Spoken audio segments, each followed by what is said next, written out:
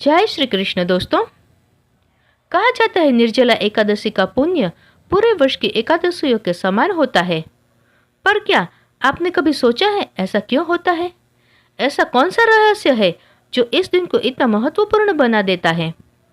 जब जल ही जीवन है तब उसी जल का त्याग क्यों करना है? इसका उत्तर साधारण नहीं। यह वह दिन है जब आत्मा शरीर पर विजय पाती है। यह वह पर्व है जब मन इंद्रियों को हराकर प्रभु की ओर बढ़ाता है। निर्जला एकादशी केवल उपवास ही नहीं, यह ब्रह्म क्षण है। वह पवित्र दिन जब भगवान श्री विष्णु स्वयं अपने भक्त की परीक्षा लेते हैं और जो भक्त उस परीक्षा में सफल होता है उसके लिए स्वर्ग के द्वार खुल जाते हैं। आप सभी भक्तों को निर्जला एकादशी व्रत की बहुत बहुत शुभकामनाएं। दोस्तों, भगवान श्री कृष्ण आप सभी को निर्जला उपवास करने की शक्ति सामर्थ्य प्रदान करें। प्रिय भक्तों, इस बार एकादशी की तिथि 2 दिन की है। ऐसे में ज्येष्ठ मास शुक्ल पक्ष निर्जला एकादशी का व्रत किस दिन रखें, इस बारे में संचय बना हुआ है। वीडियो को में जानेंगे कि एकादशी की तिथि, पारण मुहूर्त और इस दिन रहने वाले सभी शुभ मुहूर्त के बारे में। निर्जला एकादशी जो कि ज्येष्ठ मास के शुक्ल पक्ष की एकादशी होती है, जिसे भीमशनी एकादशी भी कहते हैं, साल भर में सबसे प्रमुख और सबसे बड़ी एकादशियों में से एक होती है ये निर्जला एकादशी। जो भक्त पूरे एकादशी व्रत ना रख पाए, अगर साल भर में एक बार निर्जला एकादशी व्रत में निराहार और निर्जल रहकर उपवास कर लेते हैं, तो न केवल उन्हें सभी एकादशियों का पुण्य मिलता है, बल्कि जन्म जन्मांतर के पापों का भी नाश हो जाता है। क्योंकि इस समय भीषण गर्मी पड़ती है, इसलिए निर्जला उपवास रखने वाले सभी भक्तों को अपने स्वास्थ्य और अपनी शारीरिक क्षमता के अनुसार ही इस व्रत को निर्जल रखना चाहिए। और जो भक्त निर्जला या निराहार नहीं रह पाते हैं, वो इस व्रत में जल, फल और दूध या सात्विक फलाहार का सेवन भी कर सकते हैं। इस बार 6 जून के दिन शुक्रवार को सुबह यानी तड़के 2:16 से एकादशी तिथि प्रारंभ होती है। देखा जाए तो यह 5 जून गुरुवार की मध्यरात्रि का समय होता है और एकादशी का समापन होगा 7 जून शनिवार को सुबह 4:47 पर, यानी 6 जून शुक्रवार को पूरा दिन ही एकादशी तिथि रहेगी।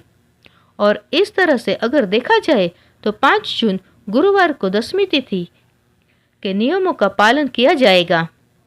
और इस बार हिंदू पंचांग के अनुसार 6 जून शुक्रवार को एकादशी, जो कि स्मार्त एकादशी रहेगी, जिसमें सभी गृहस्थ जन उपवास रख सकते हैं। और दूसरी एकादशी यानी कि 7 जून शनिवार को वैष्णव निर्जला एकादशी का व्रत रहेगा।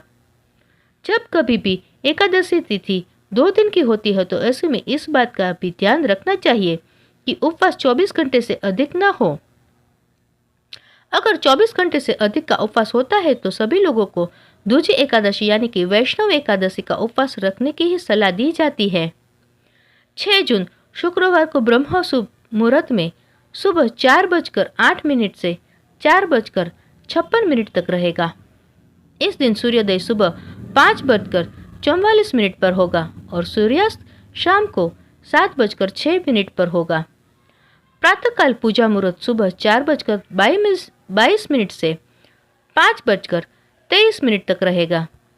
शाम की पूजा का मुहूर्त शाम 7:17 से 8:18 तक रहेगा। हस्त और चित्रा नक्षत्र का दुर्लभ संयोग इस दिन भी बन रहा है। हस्त नक्षत्र सुबह 6:34 तक और बाद में मैत्रकता नक्षत्र प्रारंभ हो जाएगा। राहु काल सुबह 10:30 से दोपहर 12 बजे तक रहेगा। द्वादशी तिथि 7 जून शनिवार को सुबह 4:48 से लेकर 8 जून रविवार को सुबह 7:17 तक रहेगी। हरिवासर का समय द्वादशी तिथि लगते ही शुरू हो जाता है और हरिवासर के समय भी भूलकर भी उपवास नहीं खोलना चाहिए, नहीं तो व्रत अधूरा रहता है। कई जानकारी के अभाव के कई लोग जानकारी के अभाव में हरिवासर के समय में ही व्रत खोल लेते हैं। 7 जून शनिवार को ब्रह्म मुहूर्त सुबह 4:08 से लेकर 4:56 तक रहेगा। इस दिन सूर्योदय सुबह 5:44 पर और सूर्यास्त शाम 7 बजे से 7 पर होगा। प्रातःकाल पूजा मुहूर्त सुबह 4:22 से लेकर 5:23 तक रहेगा। गोधूली मुहूर्त शाम 7:16 से 7:36 तक रहेगा। राहु काल सुबह 9 बजे से 10:30 बजे तक रहेगा। हरिवासर का समय 6 जून शुक्रवार को सुबह 11:25 तक समाप्त होगा। ध्यान रखिएगा, इस बार 6 जून शुक्रवार को भद्रा भी लगेगी। भद्रा दोपहर 3:31 से लेकर अगले दिन यानी कि 7 जून को सुबह 4:37 तक रहेगी और भद्रा का वास पाताल लोक में रहेगा। अब जो लोग भी 6 जून शुक्रवार को निर्जला एकादशी का उपवास रखेंगे, उन्हें 7 जून शनिवार को दोपहर 1:44 से 4:31 के बीच में अपना व्रत खोलना होगा। और जो लोग 7 जून शनिवार को निर्जला एकादशी का व्रत रखेंगे, उन्हें 8 जून रविवार को ही सुबह 5:23 से 7:17 के बीच में व्रत खोलना होगा। ध्यान रखिएगा, 7:17 तक द्वादशी तिथि समाप्त हो जाएगी। जब भी एकादशी तिथि 2 पड़ती है, तब दूसरे दिन वाली एकादशी का महत्व अधिक हो जाता है। ऐसे में सलाह दी जाती है कि आप सभी को भी दूजी एकादशी का ही व्रत करना चाहिए। 10वीं तिथि के नियमों का पालन आप एकादशी व्रत से ठीक 1 दिन पहले करें। 2 दिन एकादशी का व्रत है, लेकिन आप जिस दिन स्वयं व्रत रख रहे हो, केवल उसी दिन आपको तुलसी जी में जल अर्पित नहीं करना है। बाकी दिनों में आप जल अर्पित कर सकते हैं। दोस्तों, ये थी निर्जला एकादशी के बारे में संपूर्ण जानकारी।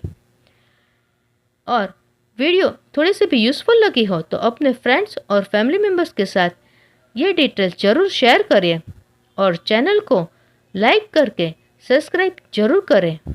मिलते हैं अगली ऐसे ही यूज़फुल वीडियो के साथ। तब तक के लिए स्वस्थ रहे, मस्त रहे। धन्यवाद।